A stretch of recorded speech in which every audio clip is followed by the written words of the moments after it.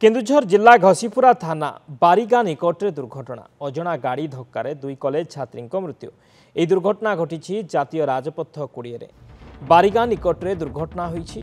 दुई कॉलेज छात्री मृत्यु होइथिबा सूचना रहुछि। केन्दुझर घसीपुरा थाना बारीगाँ रे दुर्घटना अजना गाड़ी धक्कार दुई कॉलेज छात्री मृत्यु होईछि। यह दुर्घटना घटी जातीय राजपथ 20 बारीगाँ निकटरे दुर्घटना होईछि। दुई कॉलेज छात्री मृत्यु होईछि। अजना गाड़ी धक्कार दुई कॉलेज छात्री मृत्यु होईछि। केन्दुझर घसीपुरा थाना बारीगाँ रे जातीय राजपथ 20 दुर्घटना अजना गाड़ी धक्कार दुई कॉलेज छात्री मृत्यु होइथिबा सूचना।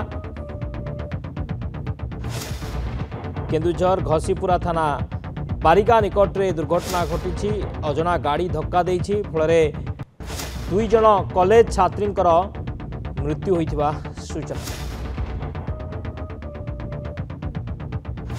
Dilip Mishra Anandpur reporter phone line रही। दिलीप कौन सूचना रोचे दुई जन कॉलेज छात्री मृत्यु होइछि जो गाड़ी दुर्घटना घटाई संपर्क में किसी सूचना मिललानी कि हाँ शक्ति जमती कि आम सूचना दौले दुई जन कॉलेज छात्री की गोटे अजना कार धक्का देइछि एवं एटा हूँ शालपड़ा वुमेन्स कॉलेज छुट्टी है से दुई जन झील जे बेलवाड़ी अंचल से साइकेल आसुला समय पछपटू केउंझर जाजपुर आड़ को जाऊा एक कार तांको धक्का देइतला एवं द्रुत गति धक्का देकी पड़ता तेणु जो झील दुई जन से छिटिकी रास्ता तल बिलरे जाकि पड़ते तल स्थानीय लोक मैंने खबर पाई सांगे सांगे आंबुलांस और फायर गार्ड मेडिकल नहीं मेडिकल दुई जनकर डॉक्टर दुई जन को मृत्यु घोषणा कर बर्तमान सुधा सठिक परिचय मिल पारनी कि बेलवाड़ी अंचल तेणु कॉलेज कर्तृपक्ष बर्तमान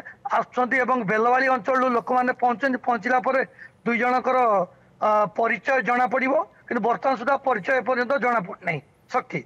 ओके बहुत बहुत धन्यवाद दिलीप समस्त सूचना पाई। दिलीप मिश्र थे आनंदपुर रिपोर्टर सूचना देते जे दुई कॉलेज छात्री मृत्यु होती कॉलेज छात्री परिचय पर्यंत मिलनी कॉलेज कर्तृपक्ष खबर दी जाए आसवा परिचय जना पड़ो अजना गाड़ी धक्का देछि जहाँफल कि दुई जन छात्री घटनास्थल में मृत्यु होती। विजुअल देखुं साइकेल आसुवा बेले दुई छात्री को अजना गाड़ी धक्का देइथिला जहाँफल घटनास्थल में दुई जनकर मृत्यु होती गोटे प्रकार उत्तेजना देखा मिली